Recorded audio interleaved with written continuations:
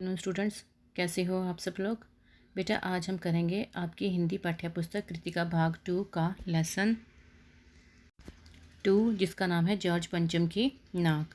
इसके 3 पार्ट्स हम कर चुके हैं, तो आज हम आगे करेंगे बेटा ये लेसन। तो आगे करने से पहले मैं थोड़ा सा आपको बता देती हूँ कि पीछे हमने क्या पढ़ा था इस लेसन में। तो बेटा इस लेसन में हमने रानी एलिजाबेथ के बारे में पढ़ा है कि जो रानी एलिजाबेथ है वो हिंदुस्तान आने वाली है। तो आए दिन अखबारों में उसकी खबरें छपती रहती हैं और रानी के साथ साथ उसके जो नौकर हैं उनके बारे में भी अखबारों में छपता रहता है। उसकी तैयारियां बहुत ही ज़ोर शोर से हो रही हैं हिंदुस्तान में भी। दिल्ली की सड़कों को साफ़ करवा दिया गया है और इमारतों को भी एक सुंदर स्त्री की तरह सजा दिया गया है। अब जो रानी एलिजाबेथ है उसके स्वागत की तैयारियां तो बड़े ज़ोर शोर से कर रही हैं, लेकिन जो बड़े बड़े राजनीतिक पार्टियों के नेता हैं उनको इस बात का भी डर है कि जब रानी एलिजाबेथ हिंदुस्तान आएगी तो जब वो देखेगी जॉर्ज पंचम की मूर्ति पर नाक नहीं है तो वो हिंदुस्तान के बारे में क्या सोचेगी, यहाँ के जो अफसर हैं राजनेता हैं उनके बारे में क्या सोचेगी। क्योंकि जो जॉर्ज पंचम है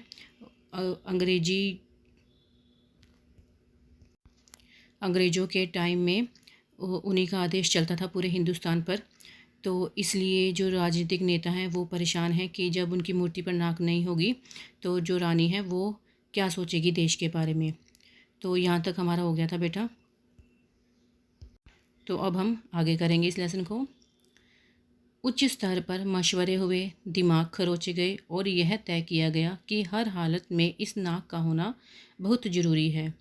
यह तय होते ही एक मूर्तिकार को हुक्म दिया गया कि वह फ़ौरन दिल्ली में हाजिर हो। मूर्तिकार यूँ तो कलाकार था, पर जरा पैसे से लाचार था। आते ही उसने हुक्कामों के चेहरे देखे। अजीब परेशानी थी उन चेहरों पर, कुछ लटके, कुछ उदास और कुछ बदहवास थे। उनकी हालत देखकर लाचार कलाकार की आंखों में आंसू आ गए। तभी एक आवाज़ सुनाई दी, मूर्तिकार जॉर्ज पंचम की नाक लगानी है। अब यहाँ पे देखो, सभी लोग परेशान थे। वो चाहते थे कि जो जॉर्ज पंचम की मूर्ति है उस पर क्या है, नाक लगा दी जाए।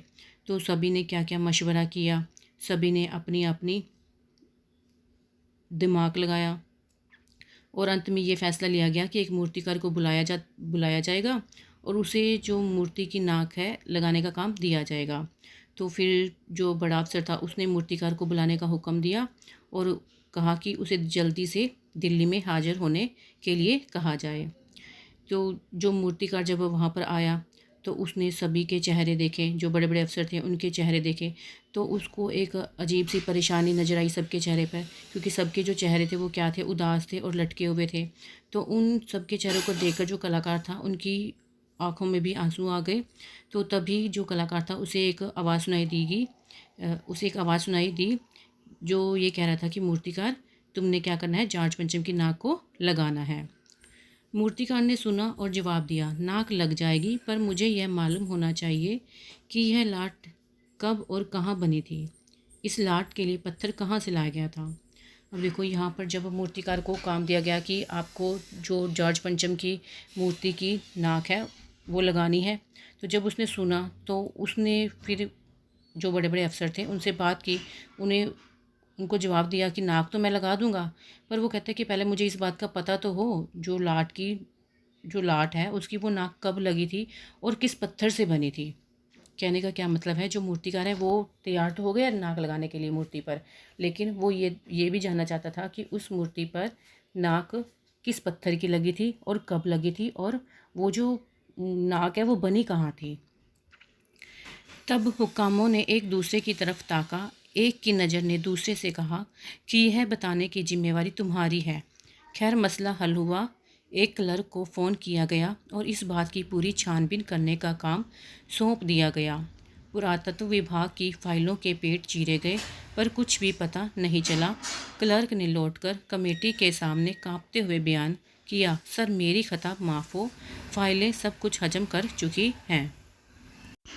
अब देखो इसमें जब मूर्तिकार ने उनसे पूछा कि ये मुझे बताओ कि ये मूर्ति कहाँ बनी थी, कब बनी थी और किस पत्थर से बनी थी, तो जो बड़े बड़े अफसर थे वो एक दूसरे की तरफ देखने लगे कि ये बताने की जिम्मेवारी तुम्हारी है। तो अंत में उन्होंने चलो मसला हल कर लिया और फिर क्या किया, एक क्लर्क को फ़ोन किया और कहा कि ये जो मूर्ति है ये बनाने का काम उसको सौंपा गया। कहने का क्या मतलब है कि उन्होंने एक क्लर्क को फ़ोन किया और जो भी मूर्ति की जानकारी मूर्तिकार को चाहिए थी तो उसका जो काम था वो उस क्लर्क को सौंप दिया गया। तो जब क्लर्क ने को ये काम सौंपा गया तो क्लर्क ने क्या किया कि जो पुरातन विभाग में गई वहाँ पे जो भी पुरानी फाइलें थी सभी को चेक किया, लेकिन क्लर्क को वहाँ पर कुछ नहीं मिला। और वो फिर वापस जब कमेटी के पास आया तो उसने कांपते हुए यानी डरते हुए कहा कि मुझे माफ़ कर दीजिए, क्योंकि फ़ाइलें तो सब कुछ हजम कर चुकी हैं। कहने का क्या मतलब है कि उसने जो भी फ़ाइलें देखी थी उसमें उसको कुछ भी रिकॉर्ड वगैरह नहीं मिला कि मूर्ति कहाँ बनी थी, किस वक्त बनी थी या किस पत्थर से बनी थी। हुक्कामों के चेहरों पर उदासी के बादल छा गए। एक खास कमेटी बनाई गई और उसके उसके जिम्मे यह काम दे दिया गया कि जैसे भी हो यह काम होना है और इस नाक का दारोमदार आप पर है।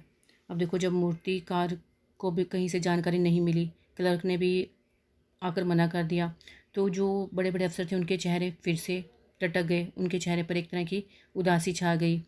तो फिर से दोबारा एक कमेटी बनाई गई और उस कमेटी के हाथ ये काम फिर से सौंपा गया कि जैसे भी हो कि ये काम तो आपको करना ही पड़ेगा। यानी जो कमेटी थी उसने मूर्तिकार को ही ये काम दोबारा से सौंप दिया कि मूर्ति पर नाक लगाने की जिम्मेवारी किसकी है, आप ही की है। आखिर मूर्तिकार को फिर बुलाया गया, उसने मसला हल कर दिया। वह बोला, पत्थर की किस्म का ठीक पता नहीं चला तो परेशान मत होइए, मैं हिंदुस्तान के हर पहाड़ पर जाऊंगा और ऐसा ही पत्थर खोज कर लाऊंगा। कमेटी के सदस्यों की जान में जान आई। सभापति ने चलते चलते गर्व से कहा, ऐसी क्या चीज़ है जो हिंदुस्तान में मिलती नहीं। हर चीज़ इस देश के गर्भ में छिपी है।